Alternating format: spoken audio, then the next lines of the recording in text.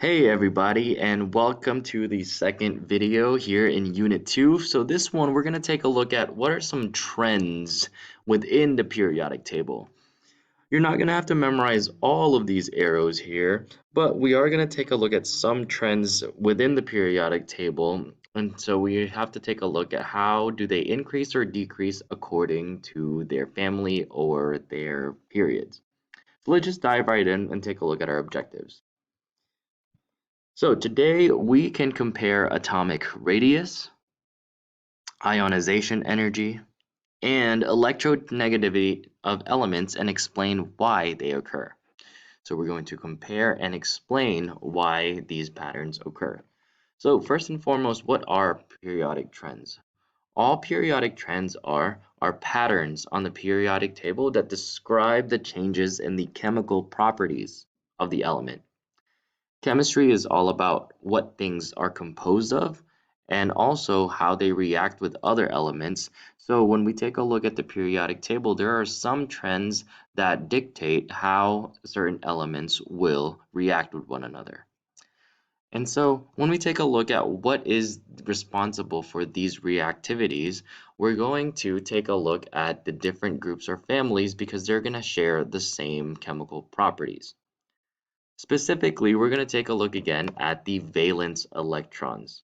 I mentioned this briefly in the last video, but valence electrons are the electrons in the outermost shell of an atom that's going to be doing most of the work when it comes to reacting with other elements.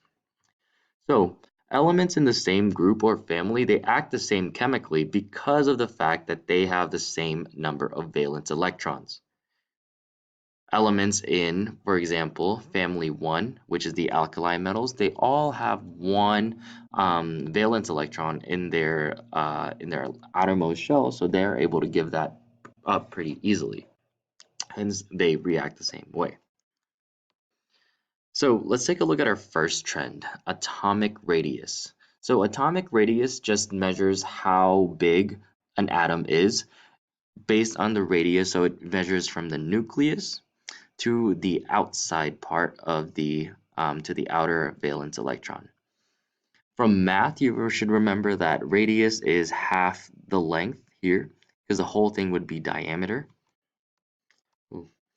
So an atomic radius, again, is just measuring how far it is from the nucleus to the valence electron. And here's a trend that we should write down. When you move down a group, the additional shells or energy levels makes the atomic radius bigger. Because there are more protons, we need more electrons, and this just makes the atom a lot bigger. Now, when we move down a period, so from left to right, the additional electrons are going to be attracted to the nucleus, pulling that electron cloud a little bit closer to the center, which makes the radius smaller. So the trend here is for atomic radius. Let's take a look at period 4 right here. As we go to the right, because there are more protons in the nucleus, they're going to attract the electrons from the outside and bring it in. But at the same time, when we go down a group, because there are more protons and more electrons, this is going to increase the atomic radius.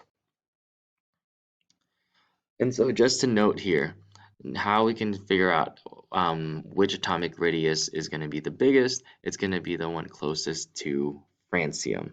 So the trend is it increases to the left and increases going down.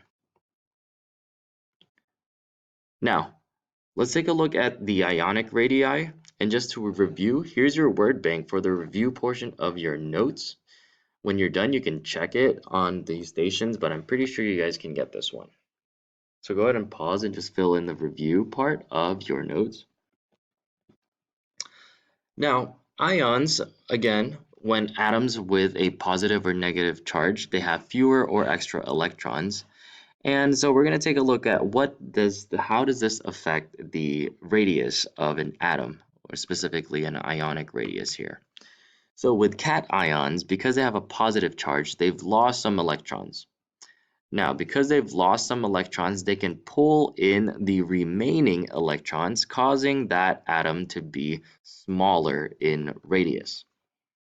So if we lose electrons, the protons can pull in those electrons because Coulomb's law says that opposites attract, the positive and the negative will attract one another.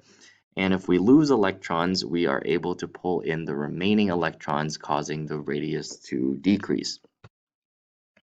Now, for anions, because they have a negative charge and more electrons, these electrons actually don't like being around each other. Negative and negative don't really work out. Because they push each other, anions are going to have a much larger, or they're going to have a larger ionic radius compared to a neutral atom. So we're going to take a look at two more trends called ionization energy and electronegativity. But the cool thing is, even though they are different types of trends, they follow the same trend. And it's going to be the opposite trend for atomic radius. But first, let's just go ahead and jot down some key definitions. So ionization energy, the energy it takes to make an ion. And so this is going to be the energy required to remove an electron to make it an ion. It's kind of like, think about stealing an electron from another element. Based on where they are in the periodic table, some elements are really fine with the amount of electrons they have, but some, which means they would have a high ionization energy. But there are some elements that they don't really care as much when the electron is lost, or they actually would prefer um, giving up an electron so they can become more stable. So let's take a look at some of the elements right here. You should know that here in 18 from our review, these are going to be our noble gases. They don't really like to react. They're fine with their number of electrons. And so this one would have a high ionization energy because they do not want to get their electrons stolen. Now here, when you have one electron on the valence electron shell, and also if you have two, these are really easy to give up, so that way they can have that stable 8 electron rule. So the trend is atoms with a smaller atomic radius, they're going to hold more tightly onto their electrons. And so when you move down a when you move down a group, because the atomic radius increases, they're not going to be able to hold tightly to their electrons, which means that it doesn't require that much energy to get or steal an electron from them.